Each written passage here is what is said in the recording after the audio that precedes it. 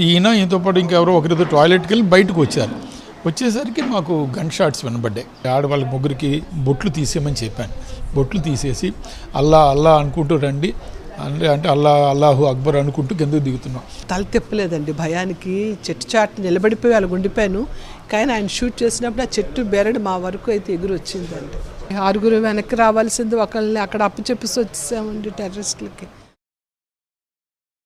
చంద్రమౌళి గారితో పాటు కాశ్మీర్ టూర్కి వెళ్ళిన శశిధర్ గారు ఉన్నారు. అలాగే ఆయన భార్య కూడా టూర్కి వెళ్ళారు. ప్రస్తుతం శశిధర్ గారు మనతో పడినారు. సార్ అసలు ఏం జరిగింది సార్? చాలా విషాదకరమైన సంఘటన జరిగింది. అసలు ఏం జరిగింది? మీరు టూర్కి ఎట్లా వెళ్ళారు అంతా చెప్పండి.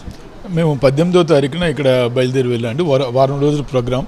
శ్రీనగర్ నుంచి చుట్టుపక్కల ప్రాంతాలు చూసి నిన్న కాట్రా వెళ్ళి ఈరోజు వైష్ణోదేవి దర్శనం చేసుకునేది మా ప్రోగ్రాం అండి.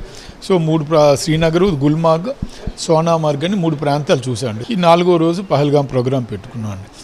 పహల్గాం మధ్యాహ్నం వెళ్ళేసరికి 12 అట్లా అయింది. అది కొండ మీదకి, అది 1.5 కిలోమీటర్స్ హైట్ కొండ. దారి అంతా కూడా రాళ్ళు రప్పులు తిరిగిన దారి. కేవలం గుర్రాలు మాత్రమే వెళ్ళగలుగుతున్నాయి. అది కూడా వాగులాగా ఉంటుంది, ఆ వాగు మధ్యలోంచి. సో దాని మీద వెళ్ళాం. సగం దూరం వెళ్ళినాక ఆడవాళ్ళు మరి బాగలేదు, రోడ్డు ఎక్కలేకపోతున్నాం, గుర్రాల మీద ఆగిపోదామంటే మౌలి గారు ఎంకరేజ్ చేశారు. రండి, ఎంత దూరం వచ్చాం, అక్కడికి కాస్త పైకి వెళ్తే అయిపోతుంది, 10 నిమిషాలు ఓపిక పట్టండి అంటే సరే అని మేము సపోర్ట్ చేసి మీదకి వెళ్ళాం.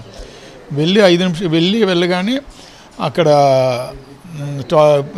పక్కన క్యాంటీన్లో ఉంటే ఏదో తిందాం అనుకున్నాం అండి. ఉంటే ఏమనుకున్నా సరే టాయిలెట్స్కి వెళ్ళి అక్కడికి వచ్చి తిందామని అన్నారు. అక్కడి నుంచి ఒక 100-200 మీటర్ల దూరంలో టాయిలెట్స్ ఉన్నాయి. అక్కడికి మేము 6 వెళ్ళాము. ఈయనతో పాటు ఇంకెవరో ఒకరితో టాయిలెట్కి వెళ్ళి బయటకు వచ్చారు. వచ్చేసరికి మాకు గన్ షాట్స్ వినబడ్డాయి. ఏం షాట్స్ దూరం అంటే మాకు ఆపోజిట్ సైడు పెద్ద చెట్లు, ఆ వెనకన హిమాలయ కొండలు కనబడుతున్నాయి. ఏంటో అనుకున్న చెట్ల దగ్గర అంటే మేము అనుకునేసరికి తర్వాత మళ్ళీ 3-4 షాట్స్ వినబడి చూసేసరికి మా ఆడవాళ్ళ ఏడుపులు వినబడుతున్నాయి దూరంగా ఆ గ్రౌండ్లో. చూసేసరికి అక్కడ ఒక మనిషి టెర్రరిస్ట్ నిలబడి గన్నతో కాలుస్తూ కనబడి, వెంటనే మేము భయపడి టాయిలెట్స్ వెనక్కి వచ్చేసాం. టాయిలెట్స్ వెనక నుంచి అలాగ దాక్కుని చూస్తున్నాం. ఏం చేయాలో అర్థం కాలే. అప్పుడు ఒక టెర్రరిస్ట్ మా వైపు నడుచుకుంటూ రావడం కనబడింది. అయితే వెంటనే ఇక్కడి నుంచి పారిపోవాలని చెప్పి టాయిలెట్స్ వెనక నుంచి వెళ్తే చుట్టంతా ఫెన్సింగ్ ఉంది. ఆ ఫెన్సింగ్ కింద నుంచి దూరి ఆ వాగు, చిన్న రాళ్ళు వాగు ఉంటే దాటి మళ్ళీ కొండ వాళ్ళు ఎక్కాలి. ఆ కొండ వాళ్ళకి ఆ చెట్లు చాటుకి వెళ్ళిపోతున్నాం. నేను కాస్త ముందు దూరాను, తర్వాత ఆడవాళ్ళు, తర్వాత మౌలి గారు దూరారు. చంద్రమౌళి గారే నా భార్య ఆఖరి ఉంటే నా భార్యకి చేయించి సాయం చేసి ఫెన్సింగ్ కింద నుంచి లాగి పరిగెత్తుకుంటూ వచ్చారు. కొండలు ఎక్కినాక నేను అందరూ ఒక తల చెట్టు దగ్గరికి వచ్చేస్తున్నాం.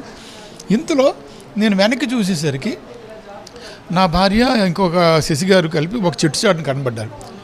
ఈయన మౌలి గారు కనబడ్డా. వీళ్ళకి అతి సమీపంలో టెర్రరిస్ట్ నాకు కనబడ్డాడు. నేను వీళ్ళకి ఒక 100 మీటర్ల కన్నా తక్కువ దూరంలో ఉన్నాను. నేను చెట్టు చాటున చూశాను. వీడు ఏం చేస్తున్నాడని చూసేలాగా వాడు ఇలాగ కాలుస్తున్నట్టు కనబడింది. మౌలి గారు కనబడలేదు.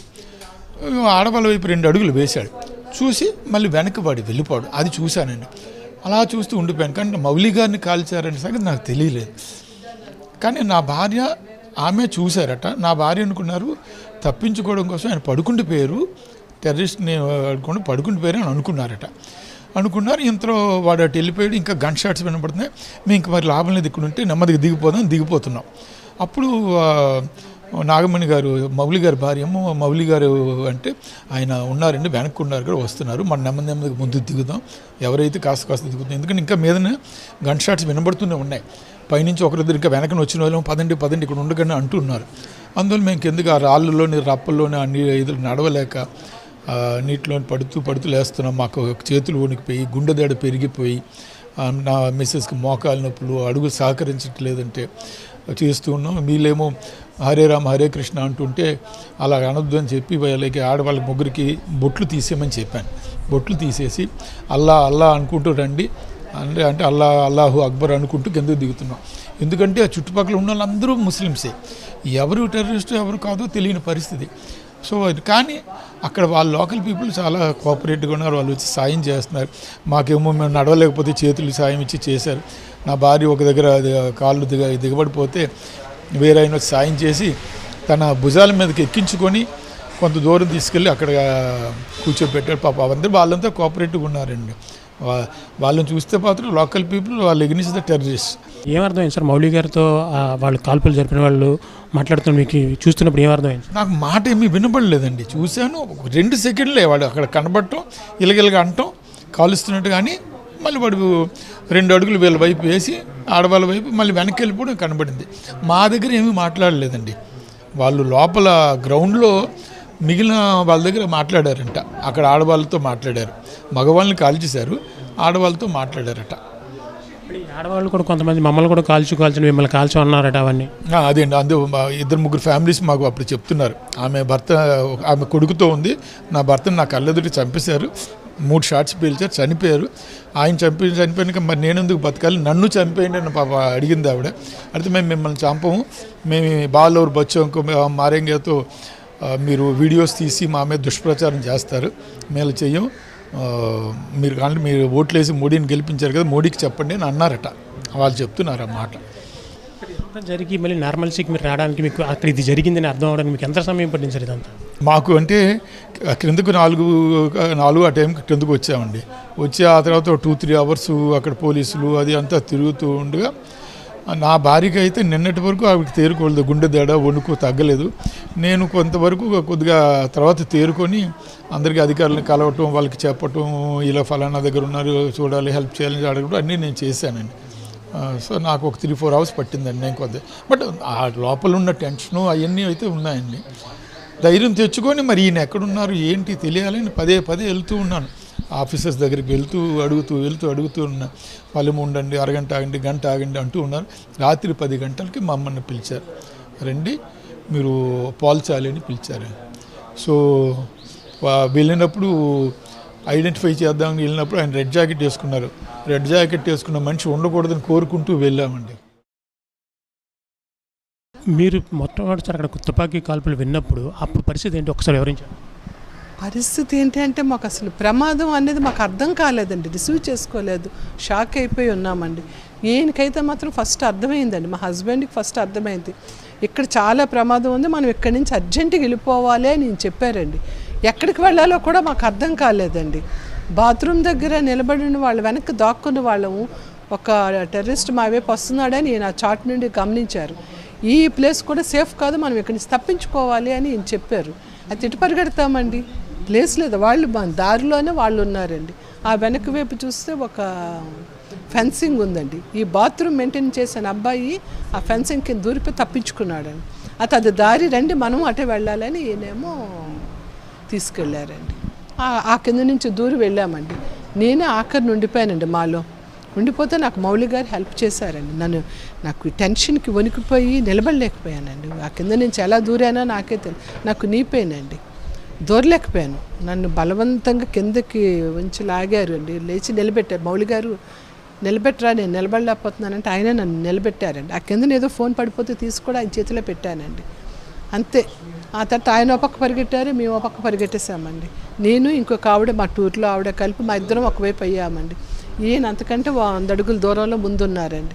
మౌలి గారు మేమే 10 అడుగుల దగ్గరలో నిలబడ్డాము. వాడు వచ్చి మౌలి గారినేమో సమీపంలో చూసారమ్మా, ఈ మౌలి గారిని కాల్చడం ఇదంతా సమీపం నుంచి చూసారా? అంటే నేను తల తిప్పలేదండి భయానికి, చెట్టు చాటు నిలబడిపోయి వాళ్ళ ఉండిపోయాను. కానీ ఆయన షూట్ చేసినప్పుడు ఆ చెట్టు బెరడు మా వరకు అయితే ఎగురు వచ్చిందండి. అది చాలా భయంకరమైన దృశ్యం అండి. దాన్ని ఊహించి అంటే అలాంటివి చూస్తే ఇంకా అసలు నేను ఆ దృశ్యాన్ని నా గుండె తట్టుకోలేకపోతుందండి. ఇంకా నేను చూడలేదు అటువైపు. ఇంకా మన పక్కనున్న ఆవిడైతే ఒంగొని చూశారు, ఆవిడకి అర్థమైపోయింది ఆయన ఏదో షూట్ చేశారంటే ఎక్కడ చేశారని తెలియదు, కానీ చేశారు అని ఆవిడ ఎక్స్పెక్ట్ చేసింది. నేనైతే లేదు, ఆయన భయానికి పడిపోయారు, కిందన పడిపోతే ఇంకా వాళ్ళు చనిపోయాడు అనుకొని వెళ్ళిపోతారు అనుకున్నారేమో, అంతే, ఆయనకేం అయ్యి ఉండదు అని నేను చాలా ధైర్యం తెచ్చుకున్నాను. నేనున్నాను అంటే ఆవిడేమో నా చేయి పట్టుకొని లాక్కెళ్తున్నారు, ఈ దూరం నుంచి సైక్ చేస్తున్నారు, వచ్చేయండి అని. ఆ పక్క నుండి తప్పించుకొని దిగామండి. దిగామో పాప మణిగారు అయితే మౌలి గారు ఉండిపోయారు అంటున్నారు. ఆయన ఎలా వచ్చేస్తారులేండి, మీరు ఆయన కోసం ఆగిపోతే ఇప్పుడు మనకి ఎవరు ఇటువైపు నుంచి మన ముందుకు వచ్చి నిలబడితే మనం ఏమీ చేయలేము, ఈయనేమో మన హిందూస్లా కనబడకూడదు, బొట్టు తీసేయండి అంటే ఆ వాగులో నీళ్ళతో కడుక్కున్నామండి, మొహం మీద ఇలా కట్టుకొని అలాగా నామస్మరణ చేస్తే ఏం చేయొద్దని చెప్పారండి. వద్దు, మన హిందూసం అని వాడికి అర్థం అవ్వకూడదు అంటే అట్లీస్ట్ వాడు ఒక సెకండ్ అయినా మనల్ని అంటే ఏ పక్క ఏ చుట్టుపక్క ఉన్నాడో వాడు మనకి తెలియదు కదా. అల్లా అనండి, లేదంటే కాముగా ఉండండి అందుకని మరి మాట కూడా రావటం లేదండి. ఆయన చాలా సరదాగా ఉంటారు, చాలా మంచి మనిషి అండి. ఆవిడ కూడా ఎంతో మంచిది, అసలు చాలా నెమ్మదస్తులండి భార్యాభర్తలు ఇద్దరు. ఈ రకంగా జరగడం మాత్రం అది ఏం చెప్తామండి. 6 వెనక్కి రావాల్సింది ఒకళ్ళని అక్కడ అప్పు చెప్పేసి వచ్చేసామండి టెర్రరిస్టులకి. చాలా బాధగా ఉందండి అది మాత్రం.